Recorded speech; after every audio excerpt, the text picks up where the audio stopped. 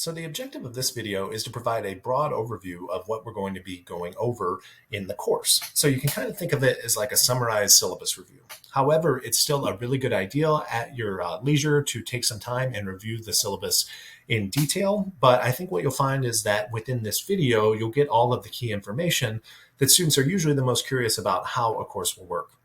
And I'm going to start with something that I kind of would assume that you're probably not that curious about at all. At least I wasn't when I was a student.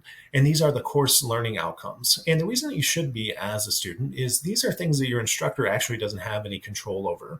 And within the state of Texas, kind of even as chair of the department, I don't have any chair of not only program coordinator for engineering, but also chair of, for now, math, architecture, physics, and engineering, but soon math, engineering, and computing. We don't have any control over this. This is kind of agreed upon at the state level, and they're really kind of the contract of the material that we have to cover in the course. So if you say, like, oftentimes we will get comments on the course reviews, hey, I wish we would have went over this, or I wish we wouldn't have went over that. Really, the scope of the learning outcomes, we don't have any control over. So it's important to kind of take a look at these, and that way you can kind of set your expectations of what the course will be about. So if you look at learning outcome 1, it is a mouthful, and if it were me, I would split this up into multiple learning outcomes, but you'll see we already have a ton for this course, so that would create way too many. So let's kind of chunk learning outcome 1 up and talk about what it really means. So describing the engineering majors, why are we really doing that? Well, if you think about teaching a multidisciplinary intro to engineering course, you're going to see when you look at the discussion board responses for this week, we have people that want to be electrical engineering majors and computer engineering majors and mechanical engineering majors and civil engineering majors and so on. And maybe all of you are 100% certain that is the path you want to go down, and no one could change your mind. In that case, this course will still be useful because it's kind of going to provide you with a breadth of understanding about what your peers will know that are kind of taking those different trajectories within engineering, specifically when you work on a multidisciplinary project, which unless you go into a very specific field of work, kind of an R&D, and your scope is just this narrowly focused, you're going to be working directly with other engineering majors. So it's good to know what they do. In addition, you might find that you really enjoy something. This happens occasionally in this course, that you enjoy a subfield of engineering that you didn't expect that you would, and maybe you want to even think about pivoting afterwards. I've never followed up with anyone that's in that boat, but I have had people tell me that they did think they were going to change their major after taking this course. In addition, kind of describing the engineering profession, that's talking about the attributes of our kind of discipline that are independent of the particular subfield. In addition, the roles of engineers, what kind of different things do we do? How is our discipline organized? How is engineering ethics important? So you kind of see what I'm saying here with respect to this learning objective really having a lot packed in it.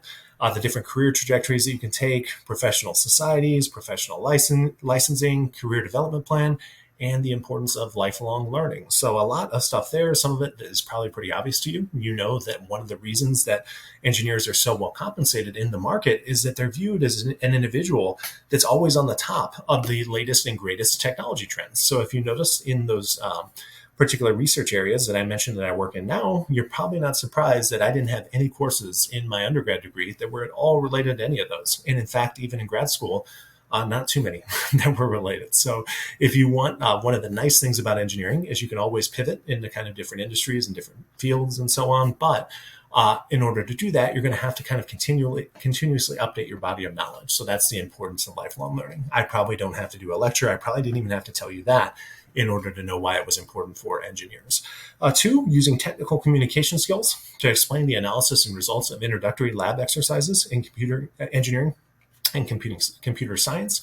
You're going to see that we will have quite a few labs when you look at our course schedule. Explain the engineering analysis and design process and use it to solve problems. It's hard to do that, I'll be honest with you, particularly in a multidisciplinary intro to engineering course. When I used to teach intro to electrical and computer engineering at UTSA, it was really an easy thing to give someone a design objective and within the discipline of electrical and computer engineering and ask them to accomplish that within a semester. But a little more challenging here, but we'll do our best with a group course project that will also allow you to practice some of those aspects of technical communication in a written form. Data analysis that are collected during laboratory exercises. Obviously, this is a fully online asynchronous course. That is not something that you're going to be able to do. We will be using different simulation tools, particularly MATLAB as a computing environment, and Multisim, which is made by National Instruments as a circuit simulation environment in this course. But sometimes I will just give you kind of tabular data in the form of a comma-separated variable or a spreadsheet file, and I will say, hey, assume that this data was generated in some type of lab environment. Can you analyze it? Can you generate visualizations? Can you generate summary statistics? And so on. 5, describe the impact that engineering has had on the modern world. 6, the importance of teamwork, kind of doing design of simple engineering devices, writing a design report, and presenting the design. Again, that is really tough to do in an online asynchronous class. Basically, what will happen is I will give you extra credit if you want to record a video, but definitely in 8 weeks, sometimes we just kind of restrain that presentation to written form. 7, demonstrating computer literacy through computer-aided analysis. I think it's where our department is changing. Well, I'm going to propose to change the name of our department when we reorganize in the fall to, as I mentioned earlier, math, engineering, and computing. So I keep reading computer as computing. But computer-aided analysis, graphing, documentation, and presentation of results. Another thing about these learning outcomes, you're probably not surprised since there are 9 of them, is they're not very linearly independent. There's a lot of overlap between a lot of them. But as I mentioned, you will get a chance to use different engineering simulation tools there. Creating detailed plans for degrees at the community level. That should say the community college level, I assume, even though I copied these from the syllabus, where they're specified to me, and university level. Analysis of the transfer options between community college and university, and analysis of success and effectiveness strategies. And 9, use of engineering ethics to analyze possible dilemmas that working engineers face and the potential effects of ethical versus unethical behavior on society. So I'm going to, in addition to kind of reading those learning objectives to you, I kind of want to tell you what I view any good intro to engineering course as. I really want to build your engineering identity and your engineering self-efficacy. I want, when you finish this course, to feel more like an engineer than you did beforehand. And a lot of that just comes from immersing yourself in the content and interacting with other people that are either on your trajectory or that are already there. In addition, I think it's really, really important, and you don't see a lot of that in those learning outcomes, but I'm allowed to do more than the learning outcomes. I just have to do each of the learning outcomes to kind of build a fundamental discipline agnostic skill set that will benefit you throughout the remainder of your coursework. So all engineers, regardless of what discipline you go into, you're going to have to do basic circuit analysis, basic mechanical analysis. You're going to be expected to know concepts of computing. You're going to be expected to code, generate data visualizations, and so on. So a good chunk of the course is really just about me trying to prepare you to transition to that next stage of more challenging courses. So if you want to look at our course schedule, you can click on this Google Sheets link. The reason that I keep it in this sort of form is that I want it to be dynamic and updatable. Now, I will go there in a minute, but for some reason, this is the Alamo College's computer that I'm working on. It has some issues when I just click on that link directly, but do note that I might update that throughout the course of the semester. And as in the Start Here announcement, if you read that yet, even though this is online asynchronous, I'm only going to roll out the material 2 times a week. I'm not just going to, I know some courses, when you take them, all the material is up at the beginning of the semester. I'm sure you can guess why that is in terms of how much of it is actually new.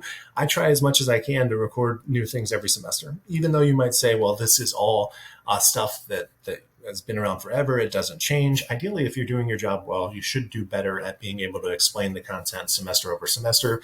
So I really don't like to reuse old videos, even though just because of time constraints, sometimes I have to. But either way, whether they're new or old, they're rolling out on Mondays and Wednesdays. And the point of that is to make you engage with the course at multiple times during the semester. Because even though we're going to do this, what inevitably is going to happen is, since all the due dates are on Sunday night at midnight, there's going to be people that just only interact with the course on Sundays. And you just can't be expected. I mean, if you think about it, this is the first course for many of you that you're choosing to take. I shouldn't say that, because I know some of you have taken mathematics and physics courses that you wouldn't have taken if you weren't going the engineering route. However, this is the first course in your major, right? This is stuff you want to stick. And if you only get one sleep cycle on it, if you're only looking at it 1 day a week, the likelihood that it will stick is not very high. So please do, even though we're in an online asynchronous environment, make it like you were in an actual class. And at minimum 2 times a week, try to devote a couple hours in order to sit down and absorb this course material. We do have an assigned textbook for the course. It is not integrated within Canvas yet. I'm really sorry about that. That is a McGraw-Hill issue. However, what you'll see is that it is mainly going to be used as just an additional reference and resource. Again, I like to, I'm being paid to teach this course, so I like to make my own material and kind of expand upon it and make it more modern than Intro to Engineering courses traditionally are. In order to give you some cadence and regularity with respect to your assignments, they will always be due at 11:59 on Sunday evening. And by always, I mean mostly always, because you do have a discussion board assignment this week that's actually due in a couple of days. And the reason is, I'm sure you're all familiar with the Smart Drop policy at Alamo. We want to make sure that you're logged into the course by the third day, just to make sure that you remember that you actually enrolled. Believe it or not, that happens sometimes. So office hours are going to be on Zoom from Tuesday from 5 to 6. There's the link to the Zoom room. If you need to meet sometime outside of that, I get, office hours to me are always crazy because people just arbitrarily pick an hour or two.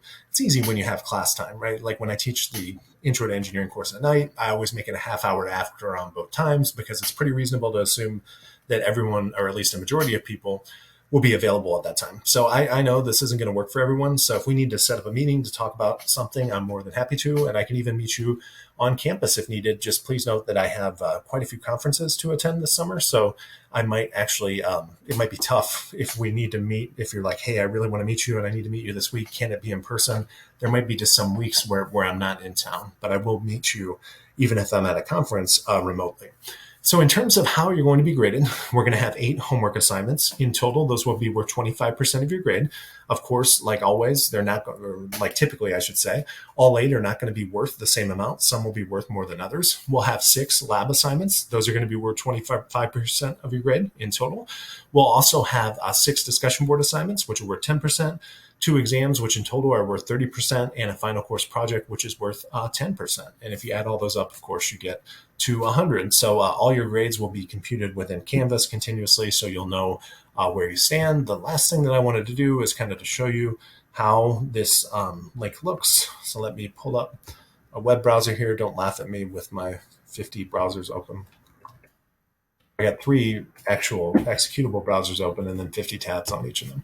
But you'll notice you have the week number along with the dates, the particular topic that we're going to be going over, if something relates to a chapter in a book, and I'll make an announcement when that actually gets linked in Canvas. Hopefully within the next day or so. I have the corresponding chapter here. Then you can see the deliverables for each week along with the final date that deliverable is due. And the reason that I say that is if you look at these, like week 1 ends on the 11th, but some of the deliverables aren't due to the 18th. And that is really, or even in week 2, ending the 18th and having some deliverables due the 25th. My point is, at the beginning of the course, I want to give you a little bit of room as you're kind of getting up to speed. Because what you're going to find is that some of this material is a little bit challenging, particularly like Lab 1, Intro to Number Systems. We're actually going to be talking about, through the Intro to Computing lecture that we'll be doing a little bit later on in the course. There it is. I was looking for it. In the beginning of week 2, that's going to be really, really challenging content if you haven't seen it before. And I'm going to ask you to build a binary to decimal converter. And I'm going to ask you, given an actual Boolean algebra function, to implement a combinational logic design circuit that can implement that function and so on. And that's all coming like next week. So I want to give you a little time to kind of ramp into the course as we go along. But as we move closer and closer to the exam, and everything here was strategically designed, what you're going to find is that the deliverables are going to become tighter. So like by week 5, anything that was covered or assigned during the week of 7.3 to 7.9 is due during that week and so on. And of course, we have less and less flexibility as we go to the end of the course because grades are due. And everything is due. The final day of our course is on the 28th, and then grades are due that following Monday. So some dates you probably want to keep in mind. I tried to make the midterm before the 4th of July in case anyone has travel plans or wants to take it a little bit easy that week. And in addition, what else did I want to call out here? The group project, I try to distribute it over the course of the semester. You'll form groups in week 2. We'll actually have an overview of it in week 4, and then it's going to be due a little bit later on in the actual course. So check this out. I never was a person, I never got overly into looking at schedules for a class when I was a student. So if any of you go on to teach, how you were as a student always reflects the way that you set up a course. And as you'll see in the intro videos on a weekly basis, we also have checklists that are posted every week that kind of allow you to focus myopically on that particular week. So I don't know how much you'll go to this, kind of maybe if you're just wondering, hey, a couple weeks from now, what's probably going to be due, feel free to go back and check this out. but you can also live on a week-by-week basis, as mentioned in the intro video for the week, since we have a dedicated weekly checklist. So I hope that this video was helpful to kind of give you an overview of what's going to happen in this course. And this is our kind of the end of our Monday lecture content that we're rolling out. And remember that on Wednesday, we'll roll out the first actual lecture for the course, and I will see you then.